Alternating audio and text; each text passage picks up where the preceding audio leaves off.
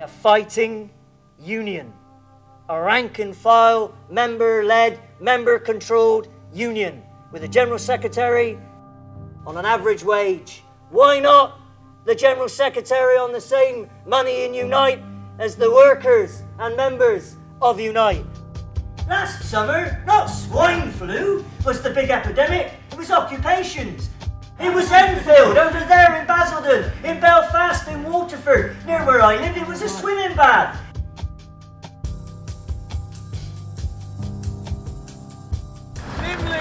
All out! Now these are the places that are going to be won or lost. Our struggle is where the fight is. We had Lindsay Oil, which was a tsunami of a fight back, and 100 jobs created in 5 days. 5 days of unofficial action. And that proved that a national strike in construction is possible. And that's what we should be demanding from our union, and our union should be delivering.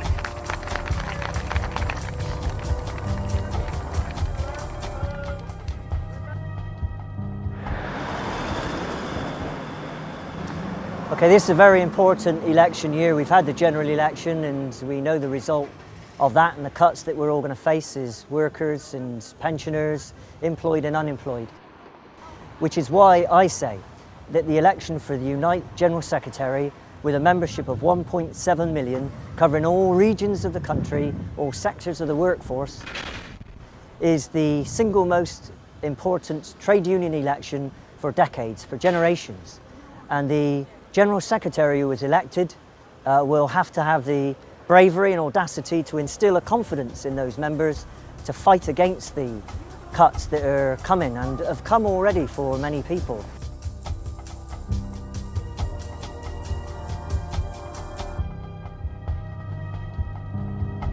Well, the policies of the union are very important, but I tell you what's more important than policies, it's actually carrying them out. You know, it's been our policy to repeal the anti-union legislation, which was brought in only 25 years ago by Thatcher and the Tories, brought about to shackle the unions, to stop us from taking action in support of anyone else. The law is so against working people, still there during the 3 terms of Labour governments. Now they're out of office, and the Condemn coalition has no intention of repealing those anti-union laws.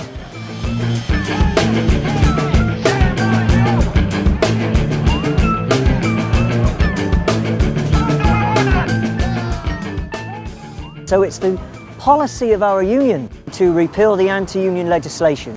But we've not put it into practice, we've not fought for it. We've had the odd campaign, but campaigns are fine, but we need a fight. So the policy of repeal of anti-union legislation, which leaves us vulnerable whilst we're criminalised for supporting other workers in struggle, needs to be a priority, not simply a policy. This dispute will only be resolved through negotiation. The other candidates in this election, they offer the experience of more of the same. Well, we need something very different, and that's what I've experienced through my life. I've worked at Rolls-Royce for 30 years, shop steward, senior representative for 15 years, and then eventually Rolls-Royce decided to use the anti-union laws that had not been repealed to victimise me, sack me, trumped up charges. You know, the experience of the workplace, I think, is worth 1,000-fold of decades of being a full-time official, because you actually know where the problems are, how they affect people. Willie! Out! Willie! Out! Willie!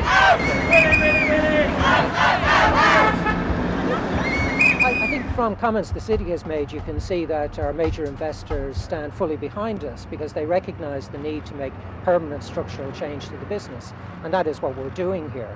And we're absolutely determined to see this one through. Good question about BA, but I tell you who would have pleased Willie Walsh more than this coalition, Cam Moran or Clegg. And that would have been Derek Simpson when he said that the 12 days of strike action that was announced and agreed by the strike committee BASA before Christmas was a bit over the top. If Willie Walsh wanted a signal, that was it. I'm sure he's overjoyed with Clegg, with Cameron and with Derek Simpson. But I'll tell you my anger was that no one else in our union, senior position, all of those candidates that want to be General Secretary, condemned the words of Derek Simpson. None of them. They never had the will, the wherewithal to challenge Simpson when he gave the green light for Willie Walsh to go for our members. Of course it's union busting. And by blinking in the eye of one judge who overturned the democratic will of thousands of our members on a technicality, by blinking in the eyes of that judge, we allowed Willie Walsh 3 months to organise a scabbing operation. There's now 50 or more of our members suspended by Willie Walsh during this dispute. At least 5 are sacked. The other candidates, apart from myself, are all very senior officials of the union. They all believe in appointments of officials rather than elections. And my way of thinking is that is control of the union for themselves. Whether they mean that or not, that's the net result. I want to be the candidate which is simply a member of the union. I'm not an official of the union, but the candidate which is of the members, for the members, just the same as the members, on an average wage, not 100,000 or more that all the other candidates would get if they were General Secretary, and have election of officials so the control of the union is with the members. That's where the fight's going to be.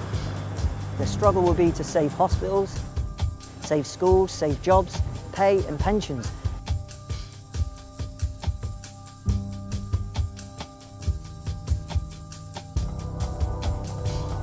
And the election is upon us. The nominating periods will be the months of July and August, where branches and workplace reps will all have the opportunity to nominate a candidate. That will be followed by the 1.7 million members having their ballot papers, placing their cross in a box and their trust in faith in the candidate of their choice throughout the month of October, with November the 1st being the announcement date of the successful candidate and the new General Secretary for the biggest and potentially, I hope, we turn that potential in being the most powerful union in the country.